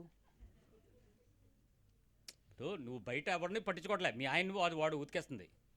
ఇప్పుడు అది మారినట్టా? కొంత మార్పే. ఎక్కడ? వీధిలో. మరి అసలు మార్పు ఎక్కడ చావాలి? ఇంట్లో మారలేదు. ఇప్పుడు ఒంట్లో మార్పు, ఒంటి బయట మార్పు, శరీర అంతరంగంలో మార్పు, శరీరాన్ని బయటకు తీసుకొచ్చి చేసే పని మార్పు. ఆ డిఫరెన్స్ మనకు తెలిసిందా? కానీ కొంతమంది నేను సున్నితంగా చెప్పగలను, పూర్వపు స్థితి ఇప్పుడు ఎతికినా కనపడదు. వాళ్ళు డెఫినెట్లీ వాళ్ళు మారారు. ఎంత మారారంటే, నువ్వేనా? ఇంతకు మునుపు నువ్వైతే నువ్వు కాదు, ఇప్పుడు నిజంగా నీలో చాలా మార్పు వచ్చింది. ఇంతకు మునుపు మా ఆయన అయితే ఒకలాగా ఉండేవాడండి, ఇప్పుడు మా ఆయన నిజంగా ఎంత మారాడో ఇది మీకు తెలుస్తుంది. మీ ఇంటిలో ఉండేటువంటి వారికి మీకు ఖచ్చితంగా డిఫరెన్స్ తెలుస్తుంది. But what about that in and around peripheral things ఏంటి? మీ బయట వారికి మీరు ఎలా కనపడ్డారు? లోపల మారి బయట మారారా, లేక మాత్రానికి బయట మారుతున్నారా? ఎలా కనపడుతున్నారు మీరు? ఎలాంటి మార్పును మనం కలిగి ఉంటున్నాము? అక్కడ మన మార్పు నిజంగా ప్రజలు ఒప్పుకోదగిందా, ఒప్పుకోనిదా? ఒక్కసారి చూడండి. లోపల బయట మార్పు వచ్చిందా? ఇది మొదటి ప్రశ్న. ఏం చెప్తారు సమాధానం? వచ్చిందంటారా? ఇంకా రాలేదంటారా? రావాలంటారా? ఇంకా వస్తుంది, ఎదురు చూస్తున్నాం, ప్రార్థన చేస్తామంటారా? వచ్చిందా లేదా? లోపల బయట మార్పు అంతరంగంలో బాహ్యంగా కనపడగలిగేదిగా ఉందా? నెంబర్ 1. మీరు ఆన్సర్ చెప్పండి. క్వశ్చన్ 2కి వెళ్ళిపోతాను. ఆన్సర్లు ఇవ్వాలా? ABCD. ఏ అవును, B కాదు, C అప్పుడే చెప్పలేము, 4 తెలీదు, 5 మీరే చెప్పాలి.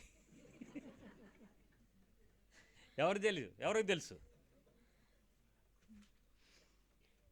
యేసుక్రీస్తు వారితోటువంటి జీవితాన్ని మీరు ప్రజల మధ్యలోకి వెళ్ళేటప్పుడు కొలబద్ద క్రీస్తుతో కొలుస్తారు. వాళ్ళకి యేసుప్రభు తెలుసుమి, వాళ్ళు నీలాగా యేసుప్రభుని ప్రత్యక్షంగా సాక్షిగా దేవునిగా పట్టుకోలేదు. కానీ వాళ్ళకి కొలమానం ఏంటంటే యేసు ప్రభులో ఉండేవారు ఎంత పర్ఫెక్ట్గా ఉంటారనేది వాళ్ళ దేవుళ్ళతో పోల్చి మన దేవునికి విలువనిచ్చి ఆ దైవత్వపు యొక్క సంపూర్ణమైన వాక్యమునకు నమ్మి వాళ్ళు చర్చికి రారు, కానీ నమ్మి నిన్ను ఎవాల్యుయేట్ చేసి నీకు గ్రేడింగ్ ఇస్తారు. ఏం విచిత్రమో లోకం.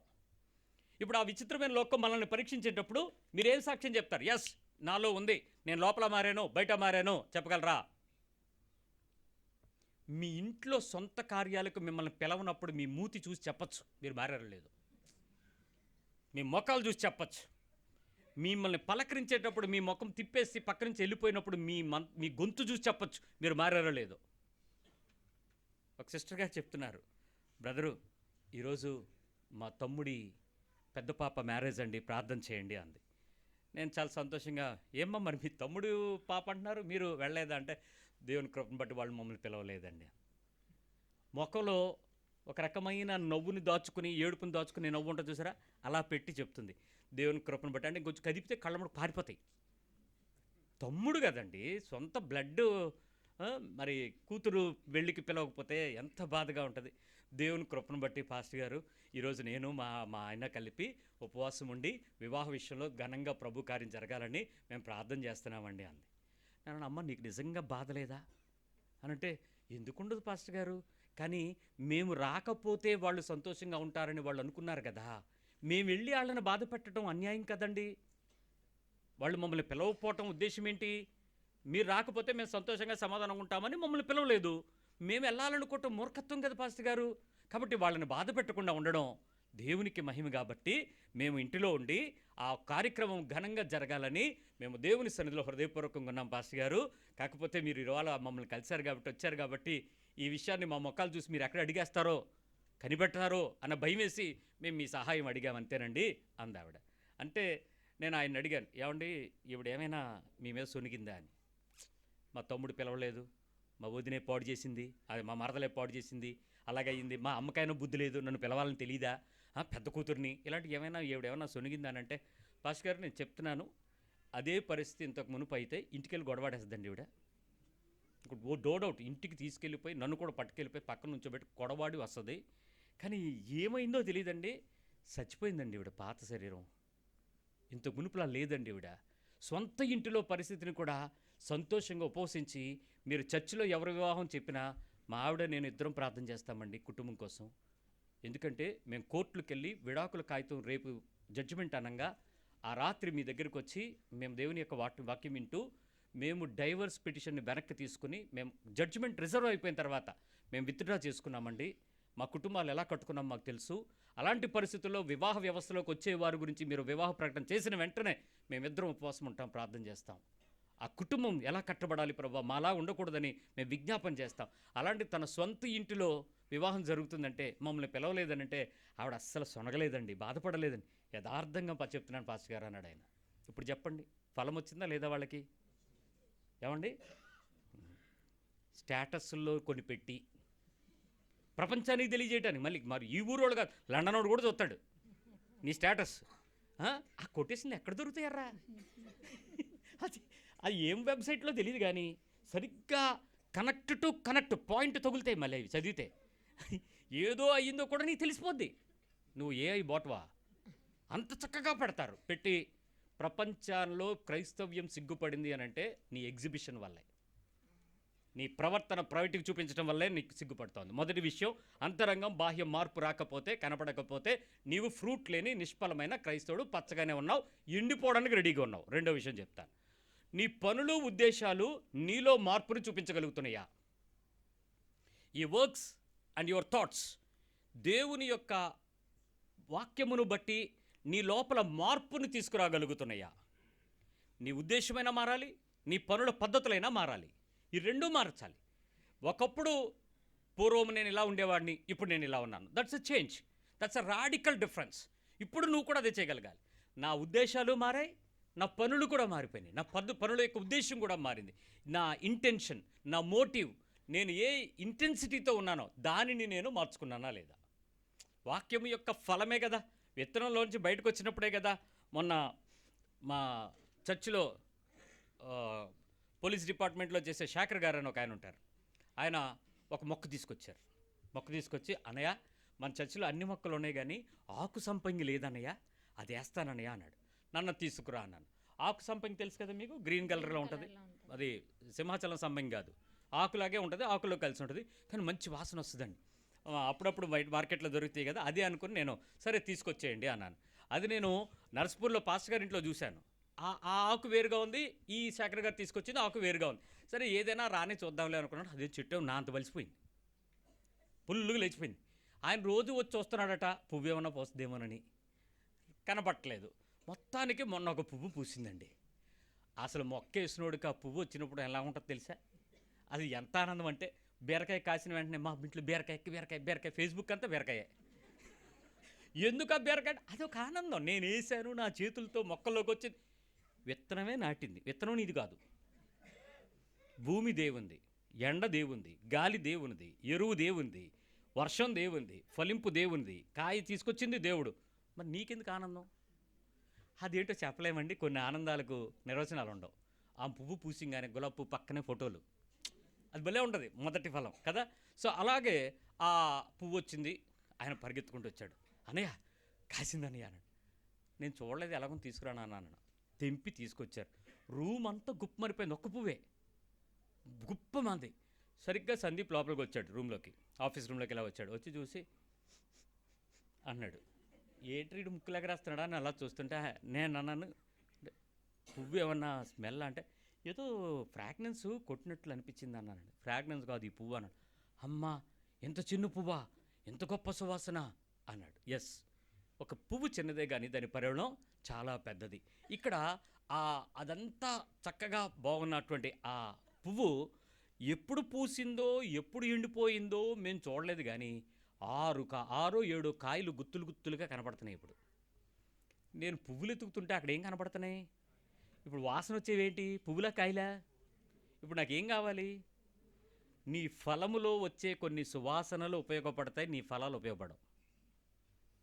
ఒకటి నీ క్రియ, 2 నీ అంతరంగంలో ఉన్న ఉద్దేశం. ఇక్కడ నీ ఉద్దేశాలను క్రియారూపకంగా మార్చేటప్పుడు, పువ్వుగా ఉండేటప్పుడు మాత్రమే అది పరిశుద్ధత, అది పరిపూర్ణత, అది పరిపక్వత. అది కాయలాగా మారిపోతే ఇంక అది వేస్ట్, అది ఇంకా పనికిరాదు. అది చూశాను, ఆ కాయ తెంపాను, గట్టిగా ఉంది, వాసన చూస్తే కంపు కొట్టుతుంది, ఈ వేస్ట్ ఇది అని చెప్పి అవన్నీ కత్తిరించమని చెప్పాను. ఎందుకు? అది ఆ వికసితమైనటువంటి పద్ధతిలో ఉండేటప్పుడు అందరికీ ఆహ్లాదాన్ని పంచగలుగుతుంది. నీ ఆలోచన పర్ఫెక్ట్గా ఉన్నప్పుడు, నీ ఉద్దేశం సరిగా ఉన్నప్పుడు, నీ ఉద్దేశం దైవికమైన ఫలమైనప్పుడు, నీ ద్వారా అందరికీ ఆ వికాసితమైనటువంటి ఆ సంపూర్ణత అందుద్ది. కాయలు నీ ఒక్కడికే ఉపయోగపడతాయేమో, కానీ నీ ఆలోచన, నీ ఉద్దేశం అందరికీ ఉపయోగపడేలాగా మారుతుంది. ఎప్పుడైనా అలాంటి ఉద్దేశాలు మార్చుకున్నంత క్రియలుగా మన హృదయం మారిందా? నీ లోపల ఉద్దేశాలు మారినయా? ఆ చేంజ్ అవ్వకపోతే ఉపయోగం ఏంటి? వాక్యం విని నీ ఆలోచన మారకపోతే, నీ ధోరణి మారకపోతే, నీ ఆ ఉద్దేశం మారకపోతే, ఆ పర్పస్ అనేది లోపల నుంచి మార్చుకోకపోతే వాక్యం నిష్ఫలమే, ఫలింపు రానట్టే. నెంబర్ 3, మూడో విషయంకి వస్తాను. నీ ఓరల్ టెస్టిమనీ, ఓరల్ ట్రాన్స్మిషన్ అంటే నీ యొక్క మాటలు క్రియలతో ఇతరులు కనుక్కోగలిగినంత మార్పు సంభవించిందా? నీ మాటలు క్రియలలో ఇతరులు కనుక్కోగలిగినంత ట్రాన్స్ఫర్మేషన్ అంటే పరిపూర్ణమైన మార్పు ఎవరైనా మనల్ని ఇతరులు చూడగలుగుతున్నారా? మాటలు క్రియలు, మన మాటలు దానికి తగ్గ క్రియలు ఎలా ఉన్నాయి? అందరూ గుర్తించగలిగే స్థాయికి మన అంతరంగంలో నుంచి వచ్చేటువంటి మాటలు, మన పనులు బాగున్నాయా? యేసుప్రభువారు ఒక చిన్న విషయాన్ని చెప్పేటప్పుడు చాలా గట్టిగా చెప్తే శాస్త్రులు పరిశీలు ఆయన మీద పగబట్టడానికి కారణం మొదటిది, ఆయన దేవుని కుమారుడని చెప్పాడన్నది అది వేరే విషయం. అది సిలువ వేయటానికి కావాల్సిన కారణాలు. మేజర్ ఉపదేశాలన్నింటిలో కూడా మనుషులు పాపాన్ని కనుక్కోవడానికి విపరీతమైనటువంటి ప్రయత్నం చేశాడు యేసుప్రభువారు.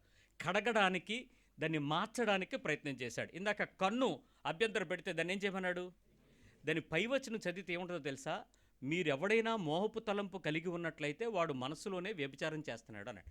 క్రియ వ్యభిచారం, తలంపు దాని రూటు, దాని మూలం. ఇప్పుడు మూలము తప్ప, క్రియ తప్ప? ఇప్పుడు మనమేమనుకుంటున్నాం? క్రియ దొరికితేనే వాడిని రాళ్ళతో కొట్టండి, వ్యభిచారంగా దొరికిపోతే పట్టుకుని చంపేయండి, రాళ్ళతో కొట్టి చంపేసేయండి. ఎందుకంటే ఇప్పుడు వ్యభిచారంతో దొరికాడు, ఆ స్త్రీ దొరికింది, పురుషుడు దొరికాడు అని కొట్టేద్దాం. కానీ దేవుని ఆలోచన ఏంటి? అసలు హృదయంతో సంబంధం లేదు. ఏది?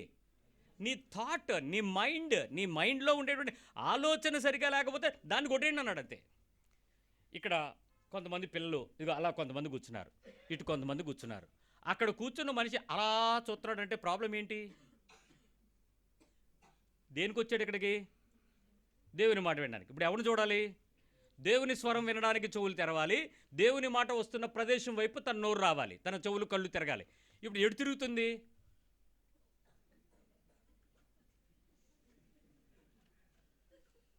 అంటే ఇప్పుడు తలంపు ఎక్కడుంది? తేడా ఏంటి?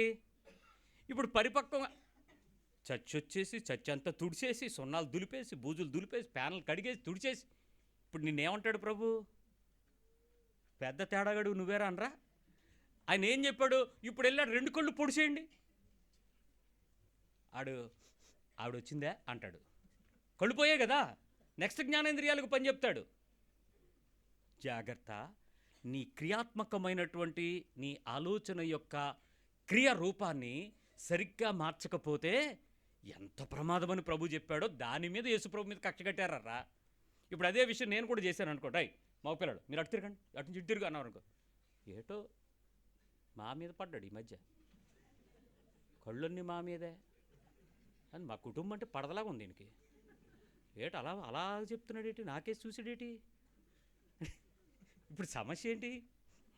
నీ నీ క్రియకు నీ ఉద్దేశానికి మధ్యలో కాంట్రాస్ట్ వస్తుంది. ఇక యేసుప్రభు పక్క పోయాడు, నా మీద పడిపోయాడు శత్రువు. ఇప్పుడు యేసుప్రభుని అలాగే కొట్టబోయారు అందరూ. యేసుప్రభు మీద వేసిన చెయ్యిలన్నీ ఇలాంటి వాళ్ళే. ఆయన పిడిగుద్దులు గుద్దారు, వీపిని చరిచారు, గడ్డం పీకారని రాసాం కదా. వీళ్ళందరూ శత్రువులు సైన్యులు కాదు, వీళ్ళే. ఈడంటాడా నాకు అని పడాక కొట్టేసి బయటికి వెళ్ళిపోయాడు. నువ్వు కూడా ఉన్నావేమో చూసుకో. నీ లోపల వచ్చే ధోరణి, బయట వచ్చే క్రియ, నీ మాటకు నీ క్రియకు కాంట్రాస్ట్ జరిగితే ఏ పరిస్థితిలో ఉందో చూసుకో. దేవుడు అందరినీ ప్రేమిస్తున్నాడండి, మనందరం కూడా దేవునికి ప్రేమమయంగా ఉండాలి అని చెప్తున్నాడు. ఒక ఆయన అన్నాడు, పాస్టర్ గారు మీరు అటు వెళ్తారా, నన్ను దింపేస్తారా అన్నాడు. లే ఎవడరా నువ్వే లే అన్నాడు. దేవుడు అందరినీ ప్రేమిస్తున్నాడు, ఈడు ఎవరిని దింపడం, ఈడు బండి గాలియే, ఈడు అక్కడికే వెళ్తాడు. ఇప్పుడు ప్రేమ అనే మాటకి క్రియకి నిష్ఫలమైన క్రైస్తవుడా. అలాగని తెలియని ఎక్కించుకోకండి, కేసు అవుద్ది. ఎవడు పడితే వాడిని బండి ఎక్కించుకోకూడదు, కారులో అసలు ఎక్కించుకోకూడదు. పోలీసు వాళ్ళు ఆపినప్పుడు నీ పక్కోడు పేరు అడుగుతాడు, ఆడు ఉద్యోగం అడుగుతాడు, ఏం చేస్తాడో చెప్పాలి. ఈ డీటెయిల్స్ మీకు లేకుండా నాకు తెలుసు అన్నాడు అనుకోండి, కేసు. ఈవెన్ ఓన్ వెహికల్లో కూడా బయట వాళ్ళు అన్నోన్ పీపుల్తో ట్రావెల్ చేయకూడదు, అది చట్టవిరుద్ధమైనటువంటి పని. అది ఏమో ఎక్కడ బాంబు పెట్టడానికి వెళ్ళిపోతున్నావో, వాళ్ళ దగ్గర ఉండే డేటా నీ దగ్గర ఉండదు, దొరికిపోతావు. కాబట్టి జాగ్రత్తగా ప్రయాణం చేయాలి. సరే, వాస్తవంగా చెప్తున్నా, దైవికమైన ప్రేమకు, నోటి మాటకు, నీ చేతుల్లో క్రియకు సరైన పద్ధతిలో మనము ఇతరులు కనుక్కోగలిగేంత మార్పు కలిగి ఉన్నామా లేదా చెక్ చేసుకుందాం. నెంబర్ 4, గతానికి అంటే ప్రభు దగ్గరికి రాక మునుపు గతానికి ప్రస్తుతానికి మన పోలికను మనవారు విమర్శిస్తున్నారా లేదా? పొగట్టడం కాదు, విమర్శించాలి. మన వాళ్ళు మన గతానికి ప్రస్తుతానికి మనల్ని ఎవరైనా విమర్శిస్తున్నారా? మన జీవితాన్ని విమర్శించాలి. నువ్వు విమర్శించబడతావు, నువ్వు సత్యవాక్య సంబంధివైతే. దేవుని వాక్యానుసారము జీవించడం మొదలు పెడితే వాళ్ళు నిన్నేమంటారు తెలుసా? ఏ చర్చికి వెళ్ళావమ్మ, ఎలా మారిపోయావు? ఇంతకుముందే బెటరు, పిక్నిక్లు తిరిగేదానివి, పార్టీలకు వచ్చేదానివి, డ్యాన్సులు వేసేదానివి, ఆ జుట్టంతా గోక్కుని రకరకాలుగా కళ్ళు ముక్కుల మధ్యలో యాశాలు వేస్తూ ఎంత బ్రహ్మాండంగా ఉండేది నీతోని. ఇంతకుముందు తాగేవాడివిరా, ఈ మధ్య ఏట్రా చర్చికి వెళ్తున్నావేట్రా, మానేసావు. ఇంతకు మునుపు ఎక్కడ పడితే అక్కడ నేను చూసేవాళ్ళు, ఇప్పుడు ఏంట్రా బాబు ఆదివారం అంటే దేవుడు అంటున్నావు, ప్రార్థన అంటున్నావు, ఏంటి ఈ మార్పు? గతానికి ఇప్పుడు నిన్ను విమర్శించాలి, నీ భక్తి విమర్శించబడాలి. నువ్వు పరిశుద్ధంగా బ్రతకటాన్ని చూసి వారవలేకపోవాలి. నువ్వు దేవునిని గట్టిగా లక్ష్యంగా పట్టుకోవడం చూసి వాళ్ళు ఒప్పుకోకుండా ఉండాలి. నిన్ను ఏడవాలి, నిన్ను లాగాలి, నిన్ను తీసుకుపోవాలి దేవుని మందిరంలో నుంచి, దేవుని వాక్యంలో నుంచి, సహవాసంలో నుంచి నిన్ను ఈడ్చుకుని వెళ్ళిపోయేంత విమర్శగా నీ మీద ఎవరైనా దాడి చేశారా? నువ్వే మాకు కూడా చెప్పచ్చు కదా, మా చర్చి సాయంత్రం అందంట ఒక అమ్మాయి, కార్యక్రమాలు నాకు కూడా చెప్పండి, మా సాయంత్రం ప్రేయరు, పగలన్నిటికీ నేను వచ్చేస్తాను, మాకేంటి ఆన్లైనే, ఎప్పుడైనా చూసుకోవచ్చు. పగలు పార్వతీపురం ఉంది, ఆన్లైనే, కానీ రాత్రి మాత్రం చర్చికి వెళ్తామండి. పగలు ఏ కార్యక్రమంకైనా నేను రెడీయే. నన్ను వదిలేస్తున్నారు ఈ మధ్య, మనమే ముందు వెళ్తుంటే. నన్ను పిలవండి, నాకు చెప్పండి, నాకు ఈ గ్రూప్లో దూర్చండి, ఏం జరుగుతుందో నాకు అప్డేట్ ఇవ్వండి, అప్పుడప్పుడు మర్చిపోకండి, నన్ను కూడా జ్ఞాపకం చేసుకోండి అంటే ఏది? వాళ్ళ రాజ్యంలో వాళ్ళ రాజ్యంలో నిన్ను జ్ఞాపకం చేసుకోవాలా, నీ రాజ్యంలో నువ్వు వాళ్ళని జ్ఞాపకం చేసుకోవాలా? ఏది జరగాలి? సో ఇప్పుడు నీ గతాన్ని ప్రస్తుత పోలిక మనవారు విమర్శించకపోతే, నీ వాళ్ళు విమర్శించకపోతే ఖచ్చితంగా నీ భక్తి ఫలించని కొమ్మలే, నిష్ఫలమైన క్రైస్తవ్యమే. మనవాళ్లే విమర్శించాలి, విమర్శించబడతాం, జాగ్రత్త. దీనిలో ఒక 2 పోలికలు ఉంటాయి. ఒకే ఇంట్లో చాలామంది భక్తిపరులు ఉంటారు, అందరూ ఒకే సంఘానికి వెళ్తారు, ఒకే పాటల పుస్తకం ఉంటుంది, ఒకే బైబిల్ సొసైటీ బైబిల్ కూడా ఉంటుంది. కాకపోతే విచిత్రం ఏంటంటే ఎవరింట్లో ప్రతి ఒక్కరికి ఒక్కొక్క దేవుడు ఉంటాడండి. మరి అదేంటో నా తేడా మీకు అర్థమైందా? ఏమన్నా అనుకో, మీ దేవుడు ఇలాగే చెప్పాడు ఏంటంటే, అవును నా దేవుడు ఇలాగే చెప్పాడు అంటారు. వీళ్ళందరూ ఒకే చర్చ్, మళ్ళీ ఒకే బైబిల్. నీకొక దేవుడు వాళ్ళకొక దేవుడు ఉన్నాడా? అందరి దేవుడు ఒకటేనా? మరి నీ దేవుడని వాళ్ళ దేవుడని ఎందుకు తేడా వస్తున్నాయి? మన పనులే, మన పద్ధతులే, మన మాటలే, మన చేష్టలే. అంటే మన పోలిక ఏ పరిస్థితుల్లోనైనా నీ దేవుడు వేరుగా వాళ్ళ దేవుడు వేరుగా కనపడగలిగే ఒకే ఇంట్లో వ్యక్తులు నిజానికి నిష్ఫలమైనటువంటి కుటుంబం. ఇంటి మీద స్టార్ ఉంటుందండి, క్రిస్మస్ స్టార్ కడతారు, లైటింగ్లు వేస్తారు బాగా, ఇంట్లో వాళ్ళందరూ కేకులు పంచి పెడతారు, మళ్ళీ వెళ్ళి హ్యాపీ క్రిస్మస్. So what? నీ ఇంటి వారు నేను విమర్శించేంత స్థాయికి ఆత్మీయంగా విమర్శించబడ్డం ముఖ్యం, కానీ దేవుని క్రమములోనే విమర్శించబడుతున్నారంటే తేడానే. నెంబర్ 5, 5వ విషయం చెప్తాను. శత్రువులు నీ స్వభావ మార్పును చూసి అసూయపడుతున్నారా? యువర్ ఎనిమీస్, మీ శత్రువులు మీ స్వభావంలో వచ్చేసిన మార్పును చూసి అసూయపడుతున్నారా? ఈయన అనవసరంగా వదిలిపెట్టామరా, దేవుడి దగ్గరికి వెళ్ళి మారిపోయాడు, ఈడు మారిపోవడం కాదు కానీ దరిద్రం మనకు పట్టుకుందరా అని బాధపడుతున్నారు ఎవరైనా మీ శత్రువులు? మిమ్మల్ని చూసి అసూయపడేంతగా మారిపోయారా? అసూయపడేంతగా. మన ఒక తమ్ముడు చెప్తున్నాడు, అన్నయ్య ఈసారి నా మ్యారేజ్ మొత్తం మా ఫ్యామిలీకి ఒక కనువిప్పుగా చేసుకుంటాను అన్నాడు. అంటే ఎలాగా? బ్యాచిలర్ పార్టీ పెడతాను, మెహిందీ పార్టీ చేస్తాను, మీరు రావాలి, వాక్యం చెప్పాలి. ఒరే నువ్వు మెహిందీలు ఏంట్రా, నువ్వు బ్యాచిలర్ పార్టీ ఏంట్రా, నేను వచ్చి వాక్యం చెప్పడం ఏంట్రా, అదేమో కనువిప్పుగా చేసుకోవడం ఏంట్రా, ధూమ్ధామ్గా చేసుకోవడం ఏంట్రా అని చెప్తున్నాడు. అన్న వాళ్ళు ఏం చేస్తారో అది చేద్దాం. ఎవరు? అన్యులు. అన్ని కార్యక్రమాలు చేద్దాం, కానీ మీరు వచ్చి వాక్యం చెప్పాలా. That make sense. ఏంటి సెన్స్? అసలు నువ్వు చేస్తున్న పనిలో ఈ ఆచారం ఎందుకు కలిసిందిరా అని అడిగేంతగా ఉండాలి, కానీ అమ్మయ్య మనకు కూడా అన్నీ పెట్టాడు, పోతే పోయింది, ఆ పాస్టర్ వచ్చి 4 సార్లు వాగి వెళ్ళిపోయాడు, మనం సూపర్గా ఉందా అనుకునేలాగుంటే తేడా ఏంటి?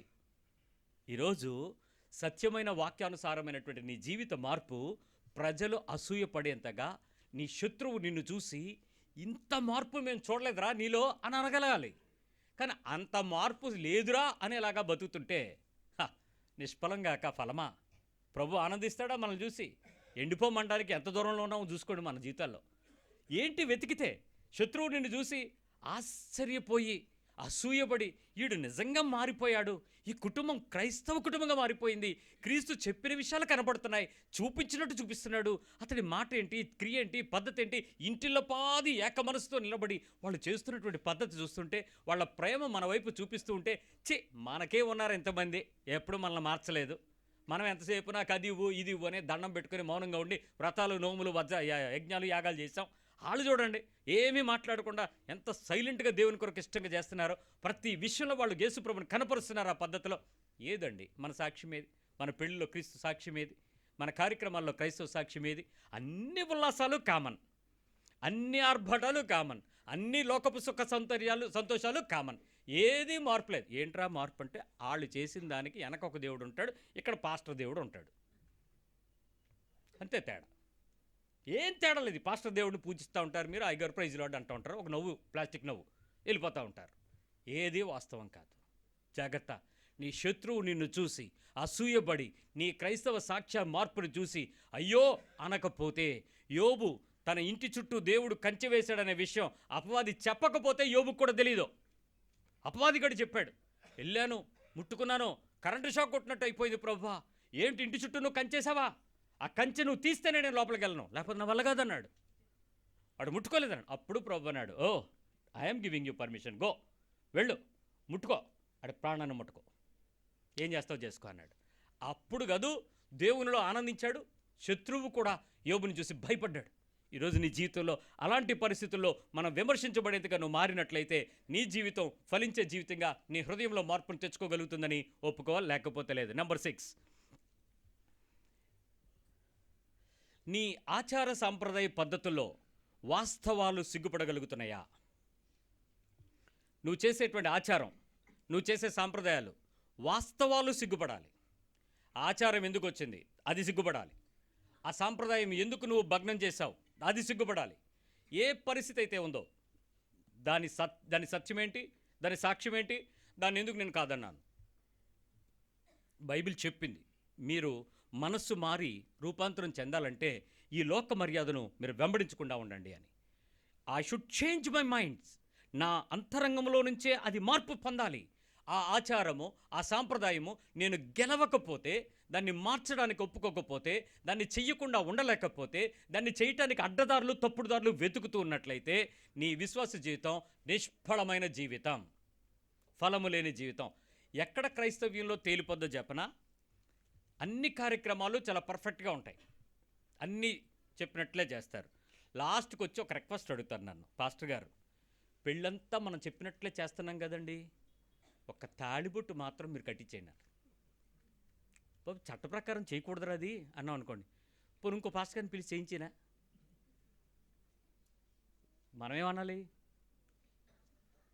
నా మర్యాద నేను కాపాడుకోవాలంటే బాబు మీరు పెంటలో దూకుతానంటే నేనెందుకు దూకు, నేను పక్కకి వెళ్ళిపోతాను. ఆ పని నా చేతులతో చేయడానికి చట్టం నాకు పర్మిషన్ ఇవ్వలేదు, రాజ్యాంగం పర్మిషన్ ఇవ్వలేదు. ఆ పనిని మనం ఎలా అది కాదండి, ఇది మన దేశ సాంప్రదాయం కదండి. ఎవరు చెప్పారు తాళ్ళుబొట్టు కట్టడం సాంప్రదాయం అని? ఏ చట్టం చెప్పింది? అది ప్రజల నానుడి, కానీ చట్టంలో లేదది.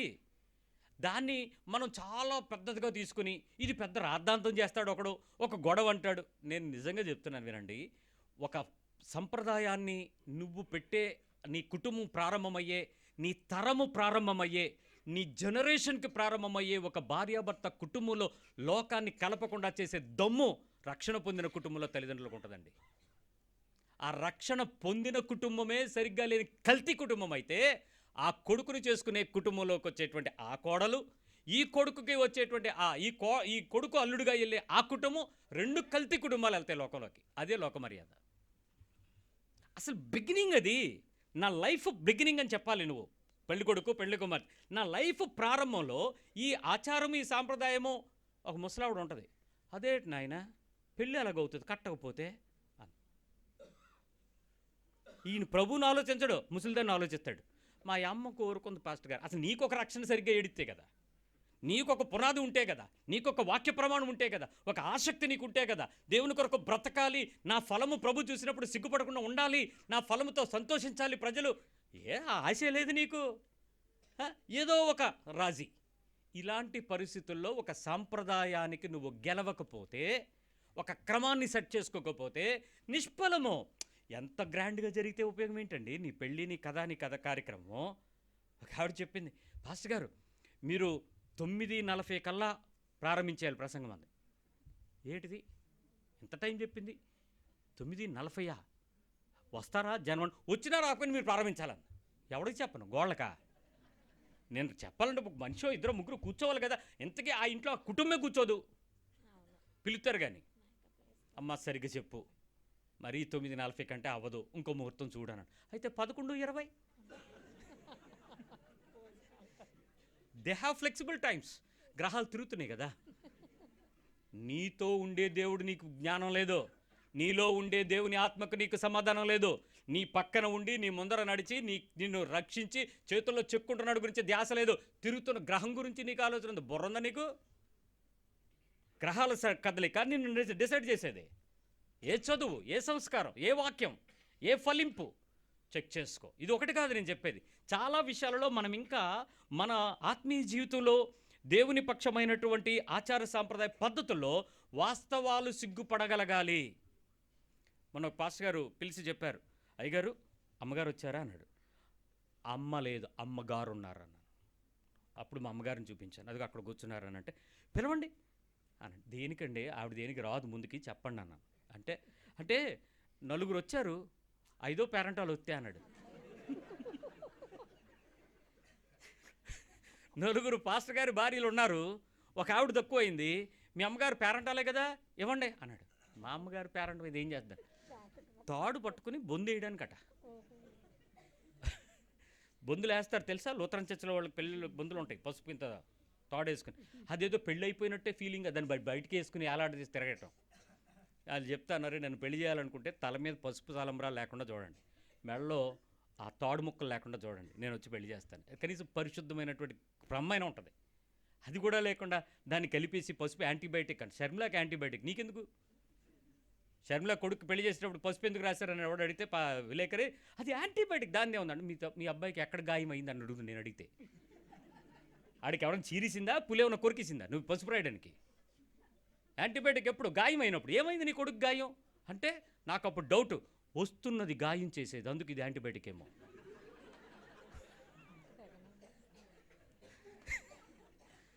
ఆవిడే కాదు, చాలామంది యాంటీబయాటిక్ వాళ్ళు ఉన్నారు ఇక్కడ కూడా. మీ అందరినీ దానిలో వేసి దంచాల. బైబిల్ చెప్తున్న దానికి ఒక క్రమాన్ని నీ కుటుంబము ఒక బెంచ్ మార్క్గా సెట్ చేయగలగాలి. ఈ ఆచారం, ఈ సాంప్రదాయాలు మా క్రైస్తవ్యంలోకి వచ్చిన తర్వాత క్రీస్తులో లేవు. మా పాస్టర్ గారు బోధించడం కాదు, ఇది చట్టం, ఇది వాక్యం, ఇది నీతి, ఇది దేవుని హృదయం. ఆయన గాయపరిచే పని నేను చెయ్యను, ఇది నా ఫలం. అది చూసి ప్రజలు ఆనందించగలగాలి, ప్రభు ఆనందించగలగాలి, అనేకులు నిన్ను వెంబడించగలగాలి. That should be a benchmark for your life. అది లేని నీ క్రైస్తవ్యం నిష్ఫలం కాదా? ఒక్క విషయాన్ని చెప్పి ముగిస్తాను, ఈ వారం మనం ఆలోచిద్దాం. నీ విశ్వాస జీవితంలో, నీ ఆచార సాంప్రదాయ పద్ధతులలో, వాస్తవమైన విషయాలలో కూడా నువ్వు రాజీ పట్టడానికి వీల్లేదు. No compromise. రాజీ పడద్దు. ఆ విషయం చెప్పండి, పోరాడండి, ఆఖరి వరకు నిలబడండి. ఏ నిమిషమైనా దేవుని ఆత్మ పనిచేసేదానికి ఓపిక పట్టండి. నో అంటే నో, అంతే. అది ఒక వివాహమే కాదు, ఒక ఇంటి ఓపెనింగే కాదు, ఒక శుభకార్యమే కాదు, ఒక అశుభకార్యమే కాదు, ఏ పరిస్థితి అయినా అసలు ఇది ఏంటి అనేది చూసి, ఇది దేవుని యొక్క వాక్య ప్రమాణానికి తోగలేదు కాబట్టి నేను చెయ్యను, అంతే. వ్యక్తి చనిపోయాడు, తీసుకెళ్ళాం, పాతిపెట్టేసాం. ఆ రాత్రి ఇంటికి వచ్చాం, అందరం ప్రార్థన చేసాం, కృతజ్ఞతలు చెల్లించాం, వెళ్ళిపోయాం. ఆ తర్వాత నుంచి ఆయన ఫోన్ చేసి అడుగుతున్నాడు, పాస్టర్ గారు జ్ఞాపకార్థ కూటం ఎప్పుడని. ఏం మేలు చేశాడని జ్ఞాపకార్థ కూటం పెడదాం? ఏ ఘనకార్యాలు పూనుకుని చేశాడు, సాహస కార్యాలని ఘనకార్యం చెప్దాం. ఎందుకండి అవన్నీ దానివల్ల ఉపయోగం కాదు. ఆ వ్యక్తి లేడు అనే దానికన్నా ఆ వ్యక్తి ఉండుంటే అని విచారపడితే పెడదాం. అరే ఆయన వల్ల ఇంత జరుగుండు అని అనుకుంటే. ఇప్పుడు చాలామంది జీవితాలలో ఏ రకమైనటువంటి ఫలభరితమైనటువంటి బ్రతకకుండా మరణము గురించినటువంటి విలువగా ఊరంతా గొర్రెపోతులు కోసి, ఊరంతా ఫ్లెక్సీలు పెట్టి, అందరికీ భోజనాలు పెట్టి ఏం చేద్దాం అనుకుంటున్నావు? ఏం చెప్దాం అనుకుంటున్నావు? అదే ఏం మెసేజ్ ఇద్దాం అనుకుంటున్నావు నీ బ్రతుకుని చూపించి? నువ్వు చెప్పుకునేటువంటి ఆ సాక్ష్యాలు ప్రభుపక్షంగా ఎంతమంది ప్రేరేపించబడే స్థాయికి ఎదుగుతావు? అంతేగాని నీ తప్పును ఇంకొకటి రెచ్చిపోయి చేసేలాగా చేయకూడదు. మనం చేసే పనులు ఇతరులు మనల్ని ఇమిటేట్ చేసేదిగా ఉండకూడదు, ఫాలో అయ్యేగా ఉండాలి. నువ్వు ఇమిటేట్ చేస్తున్నారా, ఫాలో అవుతున్నారా, తెలుసుకో నువ్వేం చేస్తావో. సో ఈరోజు నీ జీవితంలో ఏ ఆచారమైనా, ఏ సంప్రదాయమైనా, ఏ పద్ధతి అయినా, ఏ వాస్తవమైనా అవాస్తవాలకి అవకాశం ఇవ్వకుండా, తావివ్వకుండా నీ ఫలము ప్రజలకు కనపరచగలుగుతున్నామా? అక్కడ మనం తేడా తెలుసుకుందాం. ఒకవేళ కనపరచగొట్టలేదనుకోండి, మన ఫలములు ఇంకా ఆశించిన మేరకు మన ఫలాలు లేవు అనే విషయం వాస్తవం. దాన్ని మార్చుకోవడానికి కనీసం రోదిద్దాం, ప్రార్థిద్దాం, ఏడుద్దాం, దేవునితో చెప్దాం, ప్రభా నువ్వు ఎదురు చూస్తే నా ఫలము అంతగా లేదు, ఏదో తేడా వస్తుంది, ఒప్పుకుంటున్నాను, మందిరానికి వస్తున్నాను, కానీ నా సాక్ష్యంలో నువ్వు చెప్పుకోగలిగినంతగా నా దగ్గర అయితే ఏమీ లేదు ప్రభువా అని మనం చెప్పాలి. కానీ బైబిల్లో ఒక స్త్రీ ఉంది, దేవుడు ఆమె హృదయాన్ని తెరిచాడని రాసింది. ఆమె పేరు లూథియా. ఆమె హృదయం తెరిచింది. దేవుడు హృదయం తెరిస్తే మనుషులు లేఖనాల్లోకి వచ్చేస్తారు, బైబిల్లోకి వచ్చేస్తారు. ఈరోజు నీ జీవితంలో లేఖన ప్రకారమైన హృదయం తెరిచే వ్యక్తిగా నువ్వు మారితే, నువ్వు అనేకుల జీవితాల పుస్తకాల్లో నీ పేరు రాయబడుతుంది. పలానా కుటుంబ మార్పుకి ఆమె జీవితం, అతని జీవితం. ఈరోజు ఫలము లేని మన జీవితాలు పచ్చగా ఉంటే ఏంటి, బిల్డింగ్లు ఉంటే మనకేంటి, కార్లు, వాహనాలు, పరిస్థితులు, అధికారాలు, డబ్బులు, బంగారాలు, వెండి గాల్లో నేను తిరుగుతూ ఉంటే అయితే ఉపయోగం ఏంటి? ప్రభు మనల్ని చూసినప్పుడు ఆ వాక్యము యొక్క ఫలము లేదని నిష్ఫలమైనటువంటి దాన్ని నరికేమంటాడేమో. జాగ్రత్త పడదామా, ప్రార్థన చేద్దామా, ప్రభు సహాయం అడుగుదాం.